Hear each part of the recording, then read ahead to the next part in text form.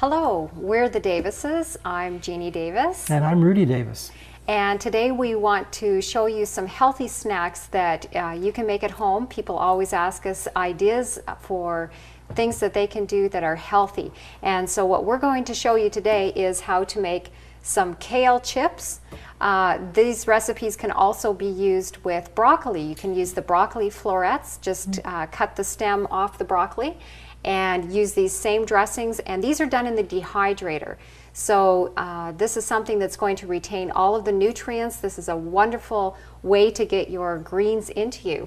And it's going to replace my love for potato chips, right? That's right. It'll replace potato chips. We can do this. So first of all, what we want to do is show you how to take the leaf off of the stem for kale. So this is actually quite easy.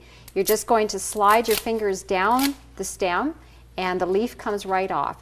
And you will notice that this is probably going to be similar. If you watched our previous recipes, we showed how to make a wilted kale. You know, I've never even seen them.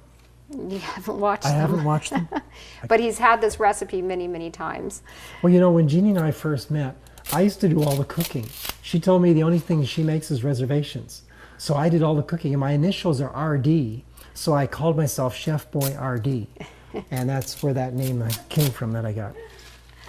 Okay, so this is kale that we've already done up. We've taken the stems off, and so what we're going to show you, here we have a dressing that's going to replace a salt and vinegar. This one is a ranch. This ranch one can be made spicy. If you like to make it spicy, you can add a little bit of chili chipotle, which makes a very nice flavor. This one is sour cream and onion. Like that. Here we have a cheddar cheese, and this makes the most delicious cheese chips.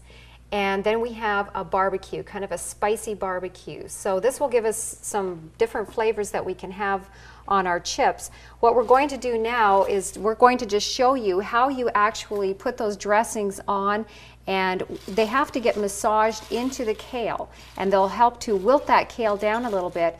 Then we'll be putting that into the dehydrator. So what are some of the benefits of kale? Why is this a good green that we might? Kale is probably the richest green that grows on Earth. And that is not compared to the ocean like your chlorella and things like that. But on the Earth, this is a rich green. And the greener the kale, the more chlorophyll it has. And the more chlorophyll it has, that means the more magnesium it has, because the central molecule of chlorophyll is magnesium.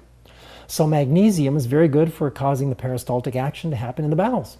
And that causes very good bowel movements. Now, you've never seen a constipated cow, have you? So that's got to tell you, greens must really work well. In North America, we get way too little greens. We need more. Now, you said we're going to be massaging this. Now, you know, I'm a massage therapist.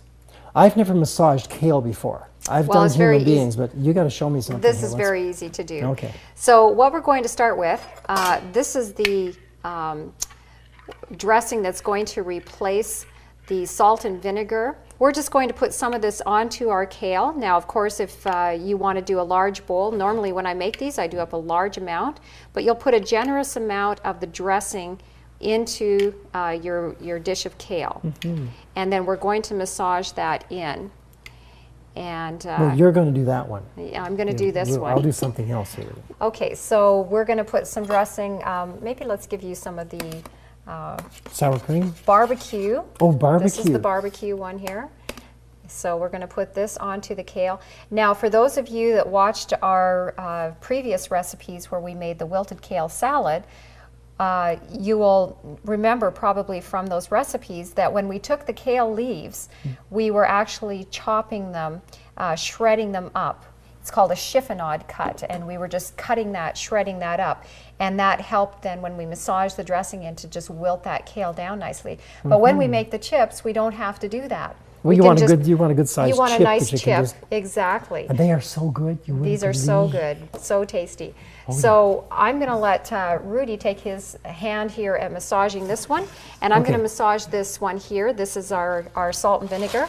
So we're going to just get in there, and you just work the dressing through it, just massaging it in, and it's going to start to wilt that kale and soften those tough fibers. Yeah, you got to get every molecular structure in this green stuff and just make sure it's all.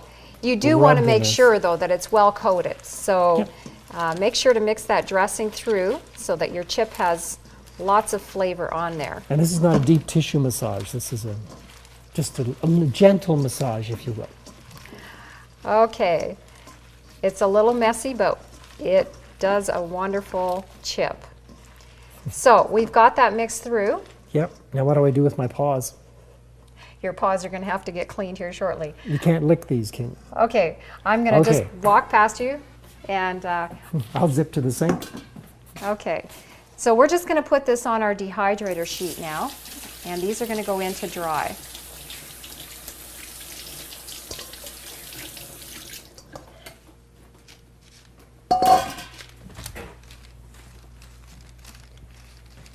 And these are going to dry in the dehydrator. So we'll put both of these on this tray here.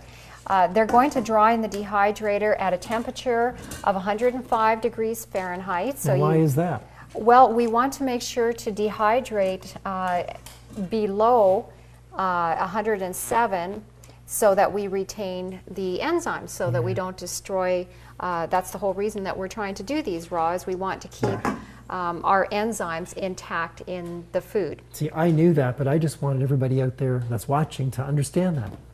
Okay, so here we have a wonderful tray of chips. We're going to put these into the dehydrator. They'll be dehydrating for approximately 12 hours. You can check them. It may vary a little bit wherever you're at. Just check them and see. Whenever they're done, they'll be nice and crispy and very flavorful. I think we should call them potential satiety satisfiers. There you go. There's a new name. Yeah. So we're going to go ahead. We'll just mix up the rest of these chips, and we'll be right back.